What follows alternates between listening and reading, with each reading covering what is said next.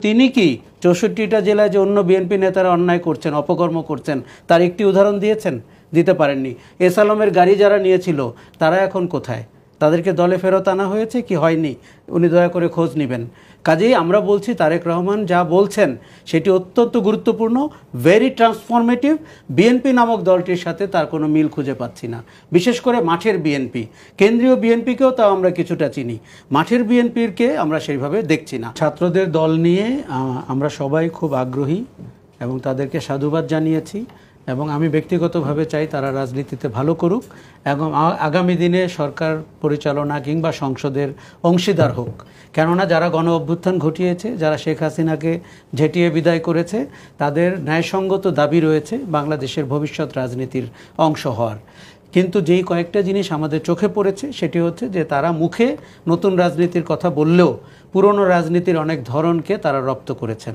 যেমন বিভিন্ন মানুষের থেকে টাকা নেওয়া অথবা ধনীদের থেকে টাকা নেওয়া, এটি কিন্তু কোনো অন্যায় না, কিন্তু আপনি পরিষ্কার করবেন যে আপনি কার থেকে টাকা নিয়েছেন। আপনাদের যে আলিশান অফিস সেটি ভাড়া কে দিয়েছে আপনাকে, বা ওই যে মালিকটি তিনি আবার বসুন্ধরার সাথে যুক্ত, অতএব বসুন্ধরা কি ইনডিরেক্টলি আপনাকে ফাইন্যান্স করছে কিনা, এই কথাগুলো রিক্সাওয়ালারা বলছেন। এটা এমন না যে একটা বিজ্ঞ মানুষ হিসাবে আমাকে বলতে হচ্ছে। আচ্ছা, তার মানে হচ্ছে যে দেখুন, হাসিনার পলাতক শক্তিদের কেউ কেউ ন্যাচারালাইজড হওয়ার জন্য বৈষম্য বিরোধীদেরকে যে কাছে আসার চেষ্টা করবেন, এটি তো সহজে অনুমেয়। আর যেই ব্যবসায়ী গ্রুপরা রয়েছেন যারা শেখ হাসিনাকে কিয়ামত পর্যন্ত ক্ষমতায় থাকতে বলেছিলেন, তারাও তো বাজারে রয়েছেন। তারা তাদের বড় বড় জমি রয়েছেন, দখল করা নদীগুলো রয়েছে, সেখান থেকে যদি নাগরিক কমিটি, জাতীয় নাগরিক পার্টি বৈষম্য বিরোধীদেরকে কিছু দিয়ে আবার তারাও ন্যাচারালাইজড হতে পারেন। এটি কিন্তু কোনো চাপ প্রয়োগের বিষয় না, এটি তাদের হাতে এমনিতেই আসবে। আমাদের যে সংস্কৃতি তাতে এটি আরও ব্যাপকভাবে আসবে। অভিযোগটি যে কথাটি বললেন যে ব্যবসায়ীরা ন্যাচারালি চাইবে বৈষম্য বিরোধী ছাত্রের সংগঠনের সাথে যারা জড়িত বা নতুন দল যারা করেছে তাদের পাশে থাকতে, কাছে থাকতে, ঠিক কেন আপনি আমাকে বলবেন? কারণ এই সরকার তো গঠন করেছে সবাই, বিএনপিও করেছে এবং সব দলের, এখানে জামাতেরও সমর্থন ছিল, সবার সমর্থন ছিল।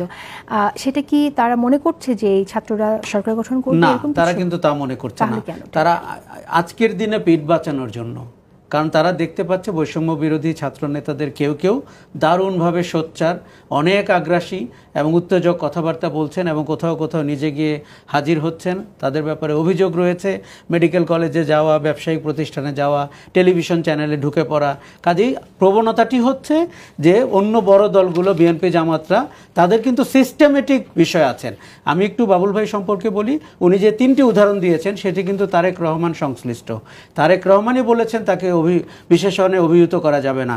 তিনিই বলেছেন যে ওই যে খালেদা জিয়ার বিরুদ্ধে কটূক্তি করা মানুষকে, কিন্তু তিনি কি ৬৪টা জেলায় যে অন্য বিএনপি নেতারা অন্যায় করছেন, অপকর্ম করছেন, তার একটি উদাহরণ দিয়েছেন?